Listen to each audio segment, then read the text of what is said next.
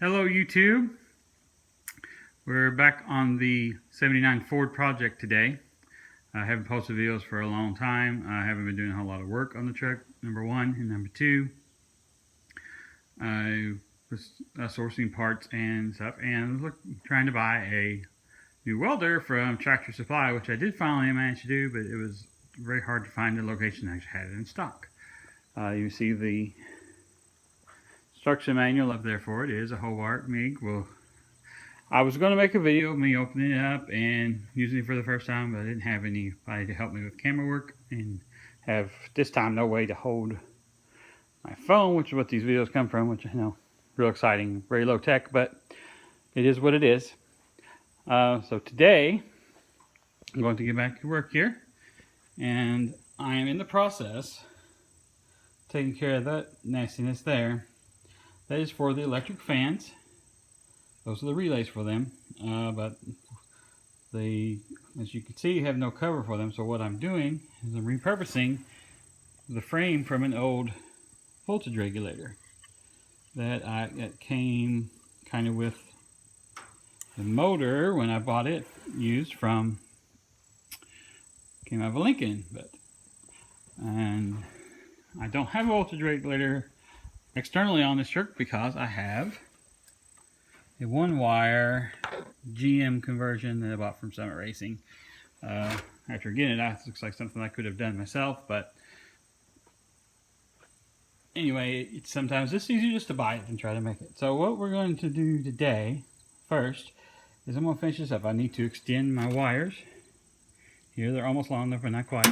So I'm going to make some splices in those, and we will paint the cover, and I won't do any shots probably of me doing the work, but when it's finished you will join back up with me there and you can see the finished product.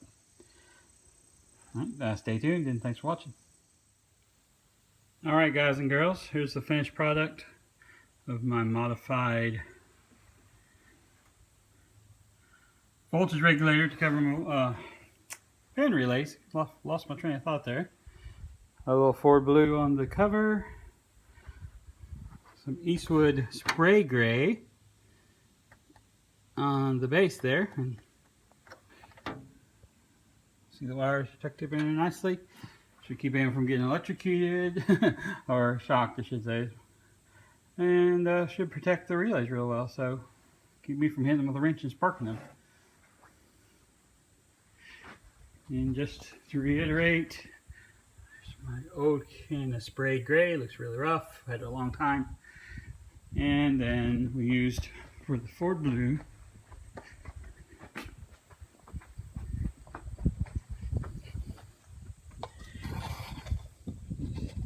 duplicate color engine enamel I had left over from painting the engine, go figure. Okay, anyway, that's all for now. Oh, whoops, I almost forgot. Off camera, also, I started prepping my fender for Bondo and bodywork, final bodywork. The black areas are some panel adhesive, how I was patching my holes before I bought my welder. The dull gray finish is the phosphorus coating that's left over. The fender finish of the metal look like this. You see the shine to the metal. There's some more rust I gotta get off with the fast etch. Speaking of fast etch, the product I'm using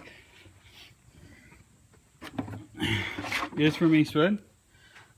Fast etch seems to work really well. I'm impressed so far with it. And you clean it up afterwards with the pre-painting prep that kind of kills the acid of the fast etch. I've used Evaporust in the past for removing rust on other items, which works really well as well. But so far I'm impressed with this Eastwood product. So if I have any more comments, good or bad, I'll let you know. Stay tuned. Thanks for watching. Alright YouTube, here we are back again. Not sure if this is going to be a new video or part of another one, but anyway, sanded my fender in preparation for the body filler. Our main focus is going to be right here. You can see the hammer marks from beating dents out. Right there. And there's a few spots here and there need to be finished. What we're using today is Evercoat Rage Gold, because all these are fairly small areas to fill, so I don't feel a need of anything tougher.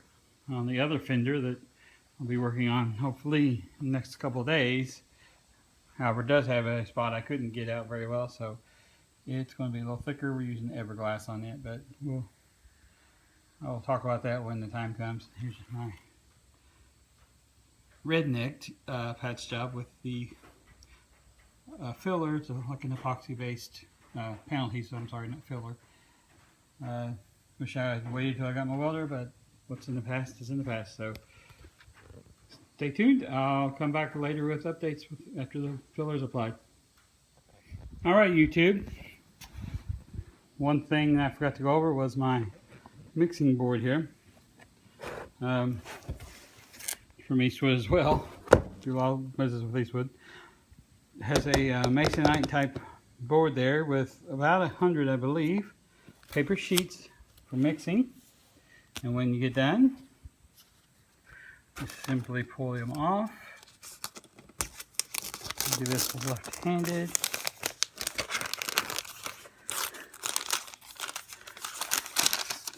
And you get a fresh sheet for the next batch. So I pulled 2 off of that time. I used a little too much hardener in my filler, as you can see. I had a little left over. Pretty good little bunch there, so I'm going to reduce that by a little bit. It's not incredibly hot today, but it is warm.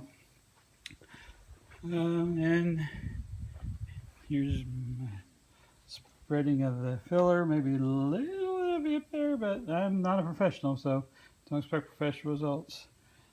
You can see how it was drying out on me there. That was the last spot I did. But I will say that even for an amateur, this Evercoat Rage Gold, it is easy to work with. It works really smooth. A lot better than your auto store Bondo brand filler. No offense to the company. They've been around for a long time and fixed so many a car, but I am very impressed with this product. I've used it in the past, or at least an Evercoat product. I'm not sure if it was the Rage Gold or not, but like I said, I've done a little bit of this bodywork stuff, probably just enough to be dangerous. Well, I'll catch back up with you after we sand it, and we'll see where we're at with this first coat of filler. All right, here's after the first coat filler. There's a big low spot right here. I didn't see the first time, so I'm going to spread the filler out farther, but should have done anyway probably. I need a feather edge on this coat. And there's up in there. I think I'm going to just coat the whole dent, as they got people who know these trucks call them. This body line right here. I'm just going to coat the thin coat of filler on that all the way across. There's a big spot here I missed, and from where I shaved the chrome trim, I went in there, and just getting to be a lot of spots. I'm probably just going to make one whole thing of it. There's the beginning of my rust patch. Need some more filler in here, of course. There's a hole there, and I just didn't get it. Again, and my filler is still too hot on me.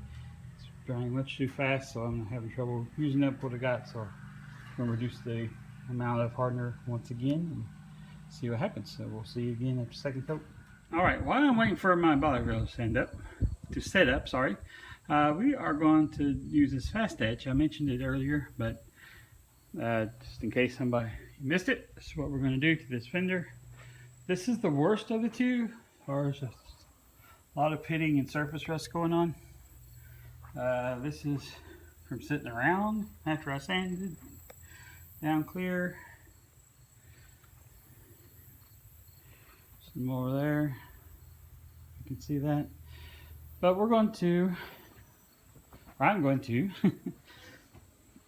spray it with the fast etch using my garden sprayer here. Try to do this one-handed so I can catch it on video.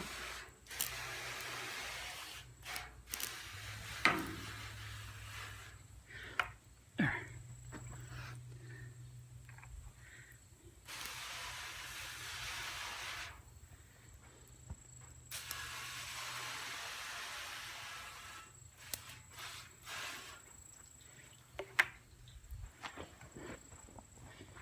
It's causing me to put too much on here, but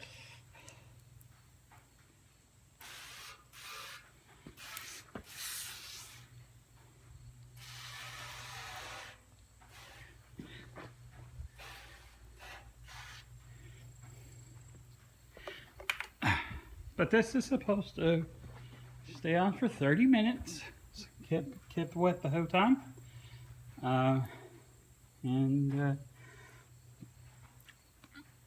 It's supposed to convert the rust, kill the rust basically. It's going looks like it's already working there.